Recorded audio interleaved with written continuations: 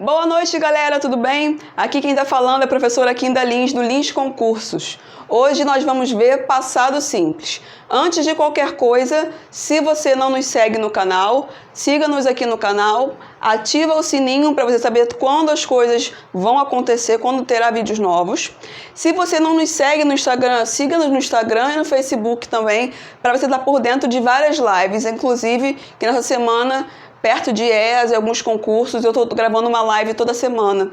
Então você fica por dentro para você não perder nenhuma live. Então você segue lá no Instagram, fica ligado que nos stories vai sempre aparecer os dias das lives para o Colégio Naval, CFO, EAS, SpaceX e tudo mais, tá bom?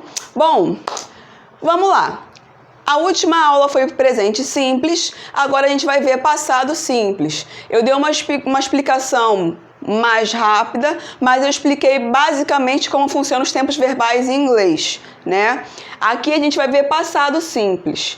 O tempo verbal, o nome do tempo verbal já diz. Passado simples significa que você vai ter uma ação que aconteceu, tá? É importante frisar aqui que eu botei que é uma ação já finalizada. Por que é importante frisar que é uma ação já finalizada? Porque a gente vai ter tempo verbal em inglês que uma ação passada pode se estender até o presente.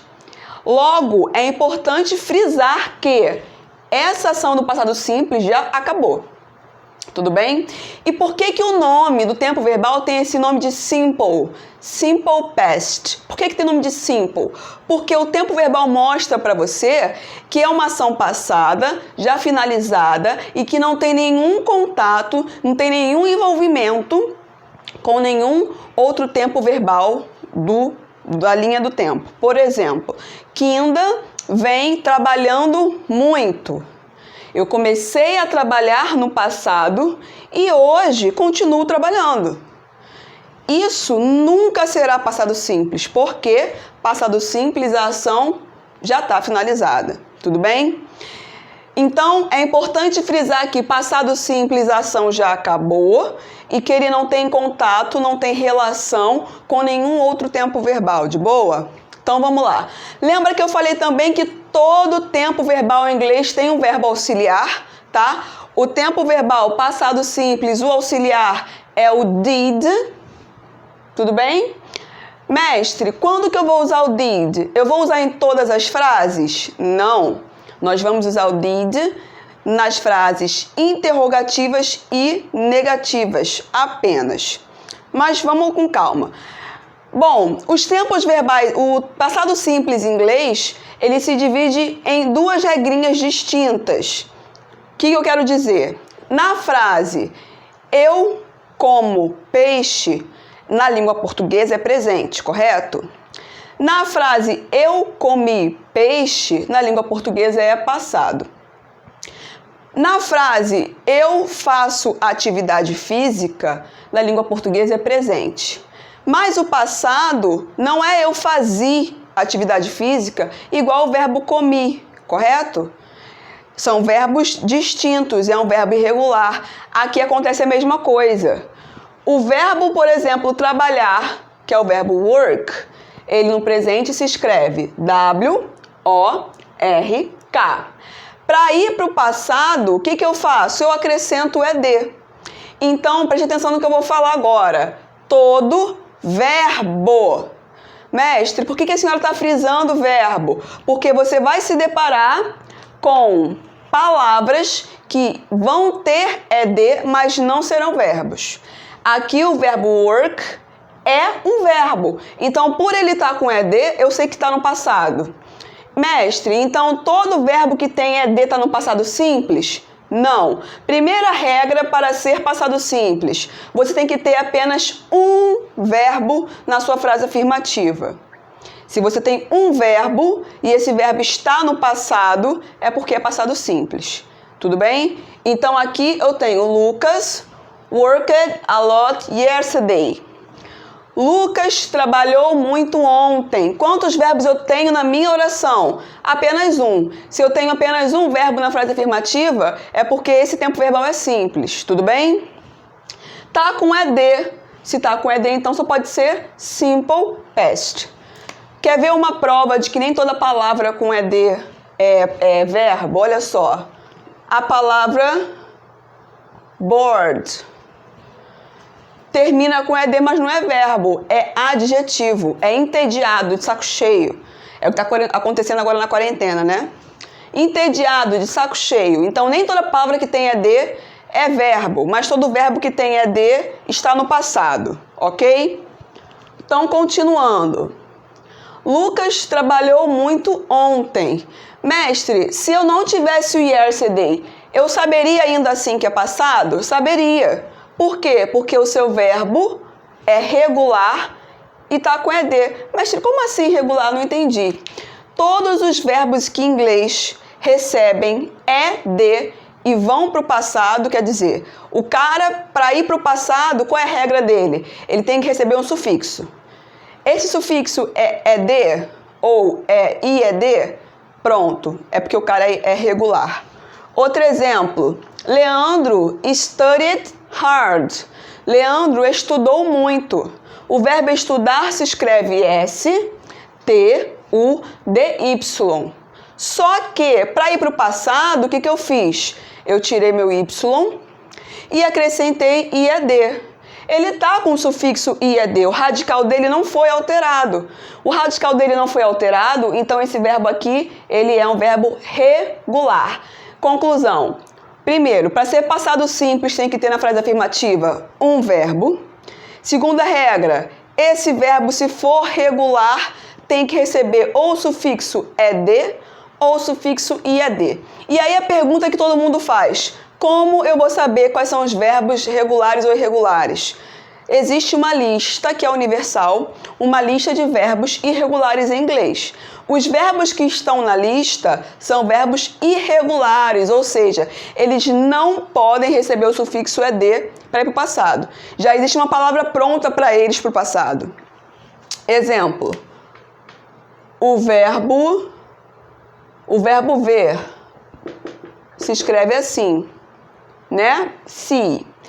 Eu não posso botar ED para ir para o passado. Não tem como. Outro verbo que eu posso pegar aqui, o verbo pensar. Think. Eu não posso botar ED e foi para o passado. Por quê? Esses verbos aqui, se e o verbo think, são verbos que estão na lista de verbos irregulares. Então, se eles estão lá, é porque criaram já uma palavra pronta para eles irem para o passado. Mas, mestre, eu quero saber assim, como é que eu vou diferenciar qual é o verbo que é regular e qual é irregular? Você vai ter que gravar. Não existe, pô, mestre, tem bizu, tem macete? Não, não tem. Você vai ter que gravar, ok? Mestre, como eu vou gravar? Sou muito ruim de gravar. Quanto mais exercício você fizer, mais você vai pegando. E aí você grava de boa. Não é um bicho de sete cabeças, tudo bem? Relaxa que o tempo vai passando, tu vai praticando e você consegue pegar. Então, o que acontece? O passado de si, um dos passados, o passado para o simple past, é o verbo só. E o passado do think é thought. Tudo bem? Agora, existe uma coisa que a gente já vai ver depois. Todo verbo que é irregular, ele tem dois tipos de verbos. Isso a gente vai ver daqui a pouco. Vamos nos focar aqui nos verbos regulares. Então, voltando. Julie and I stopped smoking. Júlia e eu paramos de fumar. O verbo stop, ele tem uma característica. Ele se escreve S-T-O-P. Tá vendo que o final dele é T-O-P? T é consoante, O é vogal, P é consoante. Então, ó, vamos aqui para essa regra aqui, ó. Verbos terminados em CVC, ou seja, consoante, vogal, consoante, dobram a sua última consoante. Então, para você acrescentar o sufixo ED, você tem que dobrar o P, como eu dobrei aqui, e acrescentei o sufixo ED. O fato de você acrescentar o sufixo ED, o fato de você dobrar o P não significa que ele é irregular, não. Por quê? Porque o radical dele não foi alterado. Ele recebeu mais uma letra P, mas o radical dele não foi alterado. tudo bem? Ele recebeu o ED. Lembra que eu falei? Todo verbo que receber ED é porque é regular. Se ele recebeu o ED e foi pro passado, é porque ele é regular. Até porque, se você for procurar o stop na lista de verbos irregulares, você não vai encontrar. Então, todo verbo que não está na lista de verbos irregulares é regular. Todo verbo que está na lista de verbos irregulares não pode receber o sufixo ED, nem o sufixo IED. Existe uma palavra pronta para eles. Agora, como é que eu faço frase interrogativa? Você lembra que eu falei que frase interrogativa em inglês não é simplesmente botar o ponto de interrogação? Lembra que eu falei isso? Para fazer frase interrogativa, vamos lembrar assim, se tem ponto de interrogação, eu sou obrigada a iniciar com auxiliar, tá? Então, como é que faz isso? Eu vou usar o did, boto o did primeiro, depois do auxiliar sempre, em todos os tempos verbais, virar o sujeito e depois do sujeito sempre virar o verbo. Então, como é que eu faço frase interrogativa? Auxiliar, sujeito e verbo. Beleza? Mestre, não estou entendendo por que eu estou usando o passado simples, mas o verbo work está sem ED. Você tem que entender uma coisa. Qual é a função do sufixo ED? A função do sufixo ED é mostrar que o seu verbo, por exemplo, work, já que está com ED, foi para o passado. A frase é Lucas trabalhou. Esse sufixo ou aí é o ED. Então, a função do ED é mostrar que está com o passado, correto? Se eu botar o ED aqui, eu estou indicando o passado duas vezes. Por quê? Lembra que eu acabei de falar que a frase interrogativa, o uso do auxiliar é obrigatório? Então, se o did serve para mostrar que eu estou usando o passado simples, porque o did pertence ao passado simples, você só vai usar o did para o passado simples, você já está indicando o passado simples aqui. Você não pode indicar aqui também, só se indica uma vez, porque é desnecessário, é redundante. Então, já que eu tenho did aqui, toda vez que usar o did, o seu ED vai sair. Tudo bem? Então ficou: Did you work a lot 2 days ago? Você trabalhou muito 2 dias atrás? Mesmo que eu não tivesse essa locução aqui, adverbial, só de eu ter o did, eu já sei que é passado, porque o did é do passado simples. Frase negativa: Odara did not travel to Japan. O que acontece? Odara não viajou para o Japão. O que acontece? Eu tô sem ED. Por que viajou se eu tô sem ED? Porque eu tô usando o did. Quando se usa o auxiliar did, o seu verbo perde o ED. Por que perde o ED? Porque eu já estou representando o passado no auxiliar, tá? Mestre, pode fazer a forma contrata? Como é que vira a forma contrata? Did, só que era para ser uma chave, tá? Tudo bem. Did virou didn't. De boa, mesma coisa. Continua sem o ED, tá? Vamos agora... e aqui eu botei, né? Eu esqueci. O asterisco 2. Verbos terminados em Y. Verbos terminados em Y, antecedidos por consoante, perdem o Y e recebem o sufixo IES. Vamos ver outro exemplo aqui? O verbo carry. Se escreve assim, né? Se eu for falar eu carreguei, carry é carregar. Eu carreguei, vai ficar I, tem Y e antes tem consoante. Estou aprendendo inglês, vou procurar o carry na lista de verbos irregulares. Não achei o verbo na lista de verbos irregulares. Já que não está na lista, significa que ele é regular. Então tem que receber o sufixo ED. Só que o cara termina em Y e antes dele tem consoante. Então, eu vou seguir essa regra 2. Eu vou tirar o Y, eles perdem o Y e recebem o sufixo I. IED, eu botei IES, olha. E recebe o sufixo IED. Tá certo. IED, tudo bem?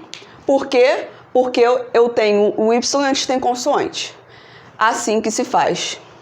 Alguma dúvida? Se tiver dúvida, você escreve aqui embaixo que eu vou dar uma olhadinha e respondo para vocês, tá? Continuando. I read a book, pontinho, pontinho, pontinho. Agora vamos para os verbos irregulares. O que acontece? Nós temos uma gama de verbos que se escrevem da mesma forma no presente e se escrevem da mesma forma no passado. Aí o aluno fica na dúvida porque, tipo assim, se não for terceira pessoa do singular, tipo, não vai ter o S, nem o ES, nem o IES. Então você não sabe ser presente. E aí você fica na dúvida se a frase está no presente ou no passado. Como assim? Vou explicar. Vamos olhar aqui a frase. I read, para quem não sabe, é o verbo ler. I read a book. Aí eu deixei aqui um espaço porque eu não quis botar advérbio. Sem advérbio, eu posso ler essa frase como eu leio um livro, ou posso ler a frase como eu li um livro. Por quê? Se você for parar para pesquisar, para ver na lista de verbos irregulares, o verbo read vai estar lá. E aí, você só vai saber se isso aqui é passado ou presente pela pronúncia. Mas a sua prova, meu amor, é escrita, não é prova de listening, prova oral. Obrigado, meu marido falando. Não é a prova oral. Então, você só vai saber se é presente ou passado se tiver um advérbio. Se não tiver advérbio, na frase do I não tem como saber. Como é que se fala o read na oralidade? I read presente. I read passado. Vamos aqui para a frase 2. She put the book there. She put the book there. She put the book there. Aqui eu tenho terceira pessoa do singular, confere. Se fosse presente, o que está faltando ali? Muito bem, está faltando o S. Aí seria ela põe os livros lá. Só que aqui está sem S, então eu sei que é passado. Conclusão, o verbo botar, pôr, colocar é um verbo irregular. Se você for procurar ele na lista, tu vai achar, tá? Então, o que acontece? Esse verbo aqui é um verbo que é igual ao read. Na lista de verbos irregulares, ele se escreve igual no presente e no passado. Para quem ainda não entendeu muito bem e não sabe como funciona os verbos irregulares na lista. Na lista vem assim, ó, por exemplo. Vem o verbo no infinitivo, to. Por exemplo, put. Do lado vem o put, do outro lado vem o put. Outro verbo que vou botar aqui para vocês entenderem. To, aí aqui vem o se, do lado vem o só, do outro lado vem o seen. O que acontece? Os verbos que estão no infinitivo, antecedidos de to, é o verbo que a gente usa no presente ou com algum tipo de futuro. A gente obviamente usa sem o to. Então, eu vejo, I see. Eu boto, eu ponho, eu coloco, I put. Tudo bem? Essa segunda lista aqui, na lista de verbos irregulares, vem escrito assim, simple tense. Esse simple tense, você vai gravar o seguinte, na lista de verbos irregulares, todo verbo que tiver do lado do infinitivo é porque é o que você vai usar no passado simples. Por que eu estou falando isso? Se você parar para analisar, eu tenho só e tenho seen, né? Eu tenho dois tipos de verbos no passado. Então, na lista de verbos irregulares, você sempre vai ter o infinitivo, o simple tense e o particípio. Na lista de verbos irregulares, essa última lista aqui é conhecida como lista do particípio. Como você vai saber qual usar para o passado simples, já que você tem dois verbos? O aluno fica na dúvida. Não precisa ter dúvida. Você vai gravar assim, a lista que está, a coluna que está ao lado do infinitivo to mais o verbo. O que está do lado é o que você usa para o passado simples. Mestre, e o que está do outro lado? E o que está do lado no simple tense? A gente vai ver depois. Tudo bem? Então, na lista de verbos irregulares, eu tenho duas fileiras, duas colunas. A coluna que está ao lado do infinitivo, que é o to mais o verbo, é a coluna que você usa para o passado simples. Essa outra coluna aqui, que tem o nome de participle, vem escrito past participle ou particípio, é que você vai usar depois, a gente vai ver depois. Tudo bem? Então, microfone. Então, seguindo. Aqui, como eu não tenho S, eu sei que esse cara aqui está no passado, porque se tivesse o S seria presente. E aí, o que o concurso gosta de fazer? Pegadinha do malandro. She put the books there. Aí você vai fazer, tipo assim, o concurso pediu, bota na frase, isso pode até ser... ESA não cai passado simples, mas vamos supor, Colégio Naval, Epicária e EAR, que são concursos mais básicos. Eu ia falar ESA, mas ESA não cai passado simples, pelo menos o concurso passado nesse aqui também agora não caiu. Mas vamos supor, bote a frase, she put the book there, na forma interrogativa. Tu sabe que forma interrogativa tem que começar com auxiliar. Se a frase é interrogativa, tem que começar com auxiliar, obrigatoriamente. Aí o aluno fica na dúvida. Não precisa ficar na dúvida. Se o sujeito é she, terceira pessoa do singular, né? E tá sem S, é porque isso aqui é passado. Se tivesse S, seria presente. Então, se tá com S, vamos supor que estivesse com S, você iniciaria a tua frase interrogativa com does.